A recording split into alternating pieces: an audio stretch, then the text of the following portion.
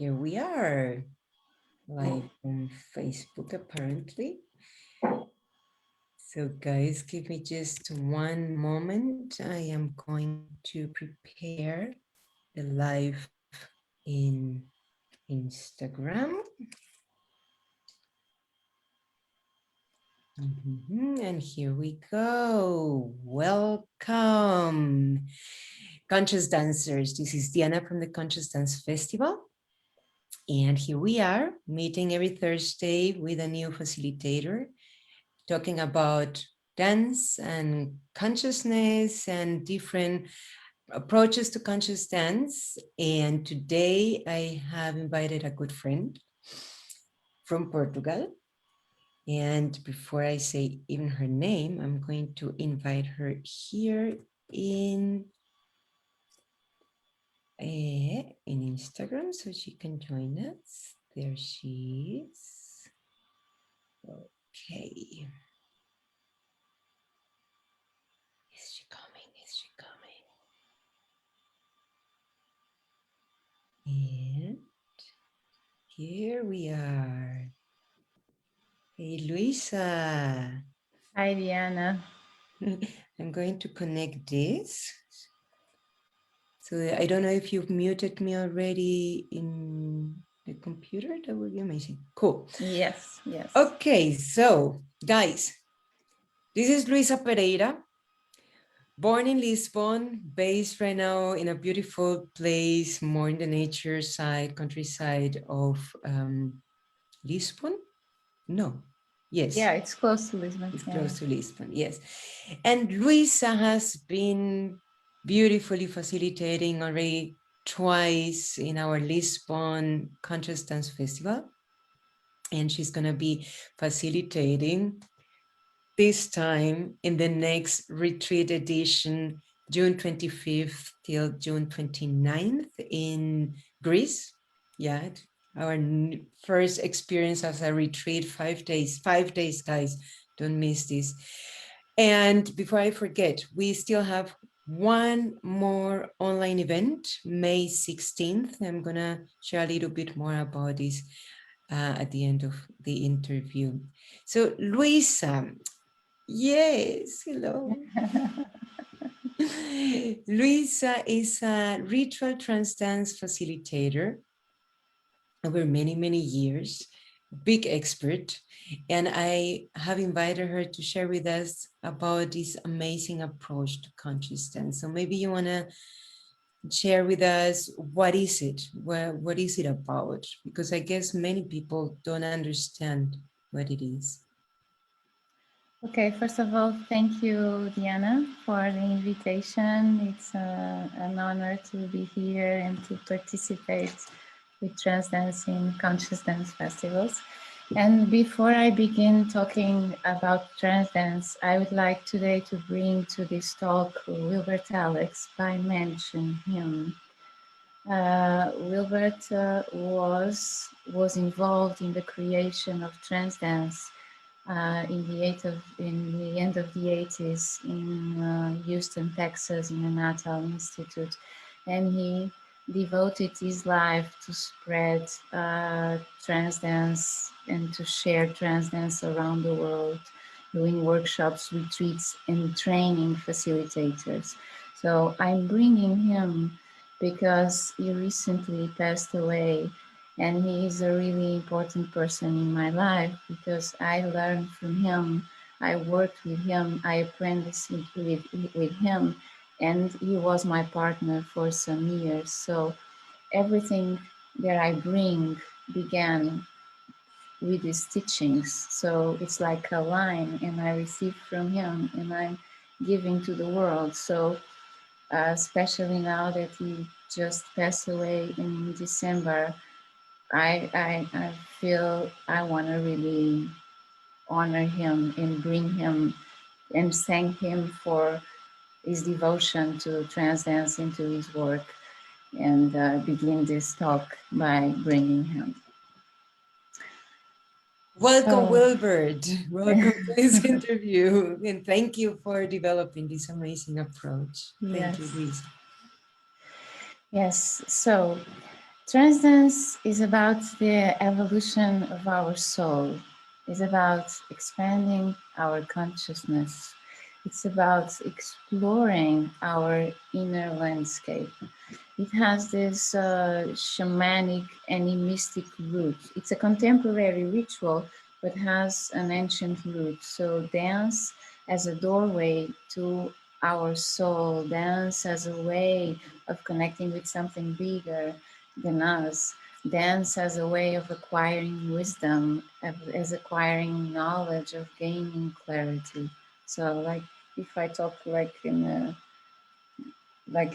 broader way, what is trance dance? This can be a way of talking about trance dance. So when someone comes to, and it's a ritual, this is important. So it means that by being a ritual, what is behind is that the purpose is to create a context so that people can connect with this bigger their existence. You know, you can call it many names: nature, God, creativity, divine, whatever. But that's the purpose. And uh, all rituals have, when people come to dance, they have an intention. So they offer, I'm going to use this word, offer the dance, offer the time, offer their movement to something they want to gain clarity, or something they want to transform in themselves, or something they want to uh, uh, create in the future. So there's a there's like an inner purpose to do a ritual. Always, it's one of the ingredients of What would this. happen if someone comes to a ritual trance dance session and doesn't have an intention? So in all rituals, before the ritual begins, the facilitator talks and explains the ritual. And so you explain what is the intention and what's the purpose of the intention. So, and then before the ritual begin, we give some time, and the person have time to think about what they want to dance to or dance for. Can be something really simple, can be connecting with yourself, or can be a really big question like, why am I, who am I? Or so intention, it's easy to find an intention. It's just finding a place in your life where you have some kind of tension, and you find an intention to solve this tension. So yeah, it's really important because it sets the direction. It's like in the beginning of the ritual, you're gonna people focus on this intention at the same time that they do a special kind of breath that we call the breath of fire.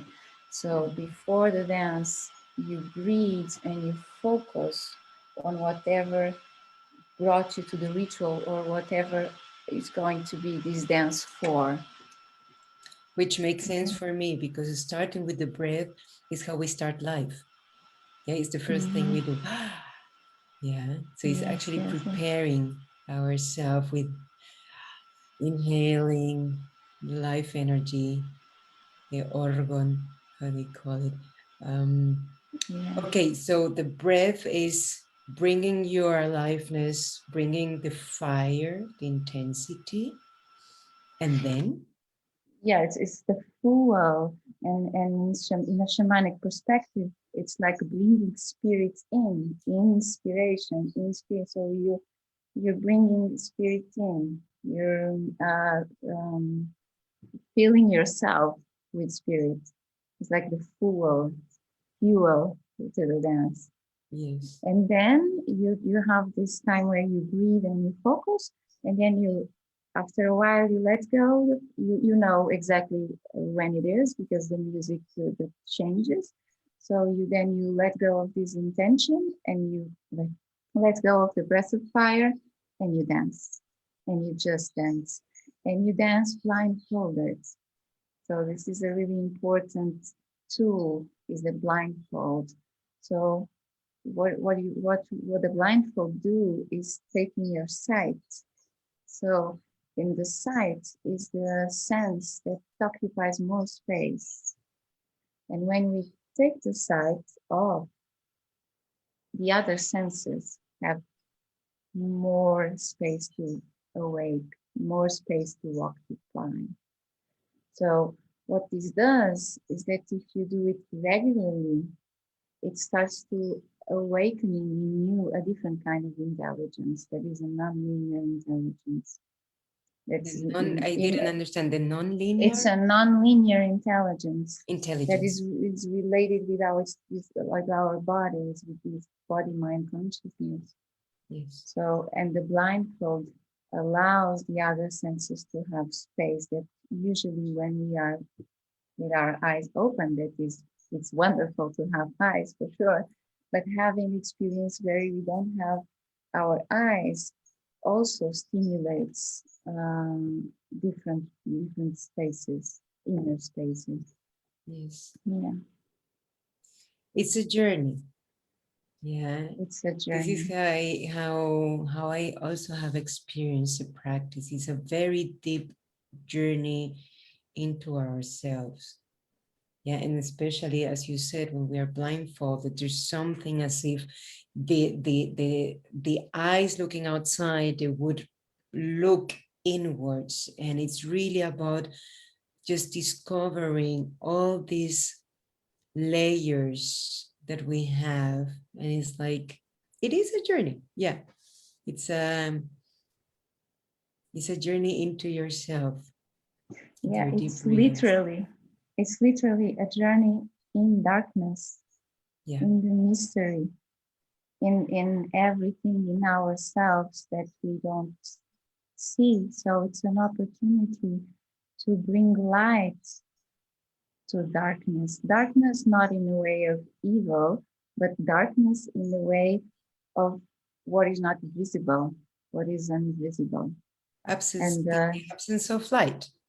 yes, the absence of light. So it's a journey also of self-knowledge, or can be journey. It's all there's many different types of experiences in a room. You have a room with people, and the ritual ends, and you have completely different experiences. You have some more really strong, intense experience, and others more mellow. uh, so it can be experiences, some experiences you go to like some really emotional release, for example, or you brought something, you are solving something in your life and you gain some clarity, or an answer come to you, or you have or visions, you see things, or you have really strong ecstatic experiences. So it's really it's really a dive in the universe inside of us, and each one of us is in the universe. So when from the perspective of the facilitator, when you are outside and we are the only ones who are not blindfolded, everybody is blindfolded. So you look at, and for me it's beautiful to know that each one of these persons, they dancing the same music, but they are in their own inner universe. It's That's uh, amazing. That's really it's amazing. completely amazing. So it's like there's plenty of different universes in the room moving around. So that's one of the things that fascinates me. Yes.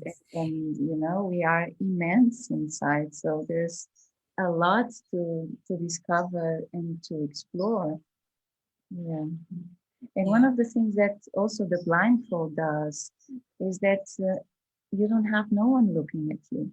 So you can dance without the worry or that someone is judging you, or and this is really important because the body, if we allow the body to go, the body knows where we need to go. It takes us there, and sometimes it takes us to really strange places, even Yes. in the movement, or it's not about being beautiful. No, sometimes it's really beautiful. Other times it's not so beautiful. It's not about being beautiful. It's about allowing the body also to take you. And when we are blindfolded, that frees us of the worry of someone is looking at me, or how am I dancing, or It brings a different experience Yeah, a also when certain, I guess, a certain type of freedom, liberation also yeah, to yeah, just allow yourself to really go for it without this little part of the mind saying, what are they thinking about me? Yeah, being busy with the outside and really moving fully inwards. yeah, I'm interested about the music because I remember the first time I heard about the practice, I thought the music that that they are playing is trance music. That was my first relation towards it until I went and I experienced it and I understood that it has nothing to do with that. yes. It's not about trans psychedelic music, although sometimes some facilitators use here and there some, but it's not about that kind of trance. For example, I don't use trance music. I use more organic drumming, and I go more for this kind of quality. It resonates more with me. It moves me more, so I bring what moves me more to my work also. Uh, so yeah, that's a good question, Diana, because sometimes people uh, think this is the same. It's not the same. It's not like a trance festival or no, it's a different kind of trance. This is connected to an ancestral trance that human beings been doing for years and years and years. Here we work in trance dance is a shamanic trance. So what happens is that the purpose is that your body tunes in, your body and the movement tunes in with music and rhythm, and your conscious can travel. This is it's not trance as the other trance. It's another type of trance, guys. You have to come and Yes, try it yes, out so you find out what we're yeah. here exactly talking That's a about. very good Yeah. question. Yeah, very important. And then you are mentioning many times um, shamanic. So is it based or on any specific tribe or Yeah. no? No, it only has this, as we say, the root is shamanic. The root, this idea that this that I explained in the beginning, that dance as a way of being spiritual, movement in rhythm as a way of connecting with what we can call the divine nature, life force, you know. This is that's why the shamanic root. It's not based in any specific culture. Mhm. It's a Interesting. contemporary ritual. It was developed recently in the end of the 80s. So, but has this root, yes, for sure. So it was late 80s that Wilbert was Late working on it. Mhm. Wilbert was in the Natal Institute. Frank Mm. Natal, Wilbert, and the people that were involved in Yeah. that Ah, so time. they were a group of people developing it. Yeah, was in Frank Natal, Wilbert Alex, and yeah. Yeah. I'm not completely sure if it was really a group of people, but there was for sure Frank Natal, yes, and Wilbert Alex that was working with him. So I want to remind our viewers that we have Luisa Pereira, and she's going to be joining us in our first retreat edition, which is going to be happening on a beautiful Greek island called Lesbos on the 25th of June for 5 days till the 29th. So everyone here is very welcome. We are creating the safest space that you can ever imagine so everyone can feel in a healthy, safe space. We have a lot of outdoor space to have a lot of space between us. And we're gonna have also indoor rooms, huge spaces also, both with air conditioning that is renewing the air every 7 minutes. So we're fully covered. And I want to also remind the ones who are maybe a little bit farther away, maybe outside Europe, and still want to have a glimpse of our festival, then you can join our next online festival, which is happening on May 16th.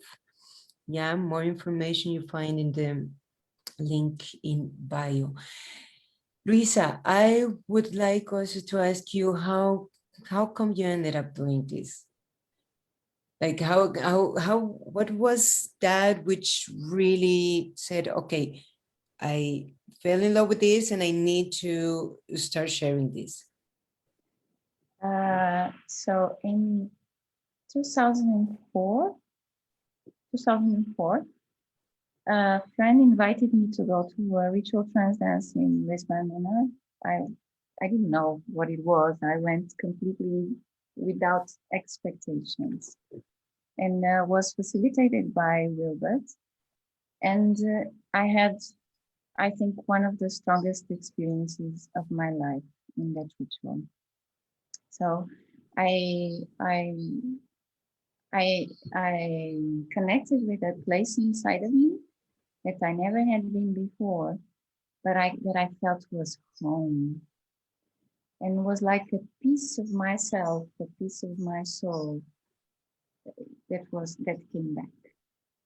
And it was really interesting because I connected with a part of me that I didn't know it exists, but that I felt more real than what I was at that time, you know. So that what I didn't know about me was more me than what I was. So this was wow.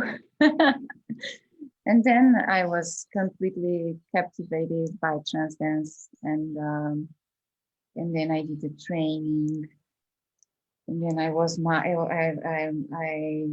my son was born, so for a while I didn't facilitate it, and then later yeah, and I started facilitating, and it's really it's one of my practices. It's really something that is in my bones, in my cells. I really love it for me as a practitioner. So I also love it to share it because it makes so much sense to me in so many different ways. That it's a pleasure to be able to share it and to be also in this perspective from the outside, like being a guardian. That's also what the trance dance facilitator is the guardian uh, of this context where people can connect and dive into themselves. Yes, I Yeah. hear you. Beautiful. Thank you for sharing this beautiful approach around the world. I'm a big fan. I'm a big fan. I'm a big fan of her work. I must say, I love Luisa's work. I have had amazing experiences and beautiful insights also about myself or situations where I have been exactly in that moment where I was doing the ritual trance dance. Luisa, thank you so much for being with us. Thank you also, Liliana. Guys, a reminder, next online event, May 16th. Yeah. We're going to have some movement. We're going to have some live music. We're going to have some meditation. So it's going to be a 4 hours event where you're going to have a really, really beautiful experience from home. You don't have to go anywhere. It's like very easy. So come and join us. And we are going to have our next live interview next Thursday here in Facebook, here in Instagram, 7 p.m. this time, Berlin time. Guys, thank you so much. Thank you, Luisa. See you Thank all. you, Liliana.